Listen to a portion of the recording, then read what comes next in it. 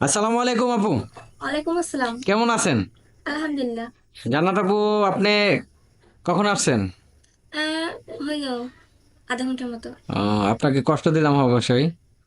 কই গেছিলেন? আমি তো অফিসের কাজে ছিলাম। যাই হোক আপু, ভালো আছেন তো? হ্যাঁ। আচ্ছা যাই হোক আপু, আপনি আবার আসলেন আমাদের অফিসে ভিডিও করতে। বুঝলাম না কেন আসলেন।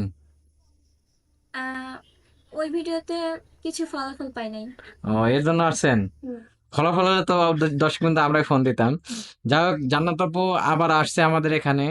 তো আপনি বিয়ে বসেই ছাড়বেন নাকি? হ্যাঁ। আচ্ছা, বিয়ে যদি না হয়? না হলেও আপনাদের ব্যবস্থা করে দেওয়া লাগবে। আমার ব্যবস্থা করে দিল বাবা। আপু আমি কিভাবে ব্যবস্থা করবো? আমার তো বউ প্লান সবই আছে। হ্যাঁ, আপনারা চেষ্টা করেন। আমি যদি বিয়ে না করতাম আপু, আপনাকেই বিয়ে করে ফেলতাম, কারণ ইটালি যাওয়ার শখ আমারও তো আছে। হুম। আর কি? আপনার সাথে করবো? কেন? কার আপনার একটি সংসার আছে না? ও তাই? হুম। আচ্ছা, আপনার জন্য যদি আমি সংসার বাদ দিয়ে দিই?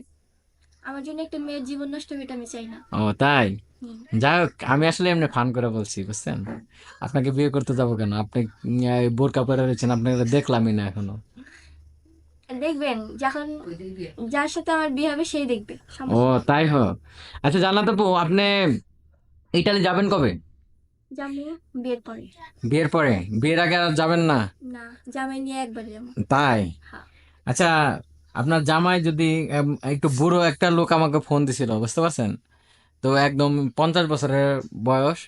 তো আপনাকে পছন্দ করছে। এখন আমি কি বলবো, আপনাকে ফোন দিছিলাম। তো আপনি বললেন যে কথা বলবেন, কিন্তু আমি তো সাহসে কুলাইলো না। কেমনে বিয়ে করবেন 50 বছরের ছেলেকে? কথা বলেন। বিয়ে করবেন? হুম। 50 বছরের ছেলে হলেও বিয়ে করবেন? হুম। আচ্ছা আপু, আপনার একটা কথা বলি, কিছু মনে করবেন না। বলেন। তো বাংলাদেশ ফরেন না। এখন আপনাকে একটা প্রশ্ন করি, যদি মানে কিছু লোক ফোন দিছিল আমাকে যে আপনার এই কিছু টাকা পয়সা দিয়ে মানে সাহায্য করতে পারবেন কিনা বিয়ের পরে। পারবো। আচ্ছা, কত টাকা দিতে পারবেন? 3 লাখ। 3 লাখ? হুম।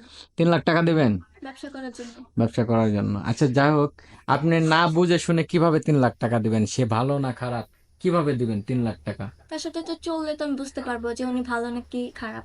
আচ্ছা, ইতিমধ্যে আমাদের একটা ভাইয়ে ফোন দিছিল জানাতাপুর জন্য। তো ভাইয়ে ফোন দেওয়ার পরে, হুম, আপনার মানে বলছিল যে আপনি কোনো ক্যাশ পাতি দিতে পারবেন কিনা। আমি তখন তো এভাবে বলি নাই, কারণ আমাদের কন্টাক্টে তো ওইভাবে নাই যে আপনি টাকা দিতে চাইছেন। আপনি বলছেন যে বিদেশ নিয়ে যাবেন। তো যাই হোক, আপনি যদি কেউ টাকা পয়সা দাবি করে যে আমাকে 2-3 লাখ টাকা ঋণ আছি, আমি দিব, আপনি দিতে পারবেন? ওগুলো তো লোভী। লোভী? যাক ভাই, আপনি লোভী বলেন কেমনে? মানে মানুষ তো মনে করেন চিপায় পড়ে, বুঝেন? চিপায় মানে যার কিছু কিছু অভাব আছে। থাকে। কিছু ঠিক আছে। কিছু আছে। হ্যাঁ। আহ বলবে যে এত টাকা লাগবে, এত টাকা লাগবে। হুম। বিয়ে করবে ঠিক আছে, আবার আমার টাকা মাকা নিয়ে চলে যাবে এমন মানুষ দরকার নাই, একলা ও থাকা অনেক ভালো। ও আমি আপনাকে বলি, একটা ভাই ফোন দিছিল, যে বলল যে আমার তো আসলে মানে 1.5-2 লাখ টাকার মতো ঋণ আছে উনি, ঠিক আছে? তো এখন যদি ওই ঋণটা যদি আপনি শোধ করে দিতে পারেন, তাহলে আপনার সাথে ইটালি যেতে রাজি আছে। আপনি বিয়ে করবেন? হুম, করবো। ওই টাকাও দিয়ে দেবেন, ইটালিও নেবেন? হ্যাঁ। ও আচ্ছা আপু, আপনি আরেকটা প্রশ্ন করি। ধরেন আপনার আপনার জন্য আরেকটা পাত্র আমাদের ফোন দিছিল, মানে বয়স 50, কথা বুঝতে পারছেন? তার ছেলে মেয়ে সবাই বিয়ে টিয়ে করে সেটেল আছে। উনি তখন একা আছে। তো আপনার মনে করেন যে আপনার ওনার দেখাশোনার জন্য আপনাকে বিয়ে করতে চায়, আপনি রাজি থাকবেন? হুম। ওনার সাথে আমরা কি কথা বলতে পারি? পারেন। আচ্ছা যাই হোক, ওনার সাথে আমরা কথাবার্তা বলবো। আর একটা ছেলে ফোন দিছিল, তার 2-3 লাখ টাকা দরকার, হ্যান্ড ক্যাশ। তো উনি আপনার ওনার সাথেও কথা বলবো। বলেন। আচ্ছা, বললে তো আপনার কোনো প্রবলেম নাই? না। আচ্ছা যাই হোক আপু, আপনাকে অনেক ধন্যবাদ। আপনি একটা সুন্দর একটা মনের মানুষ চাচ্ছেন।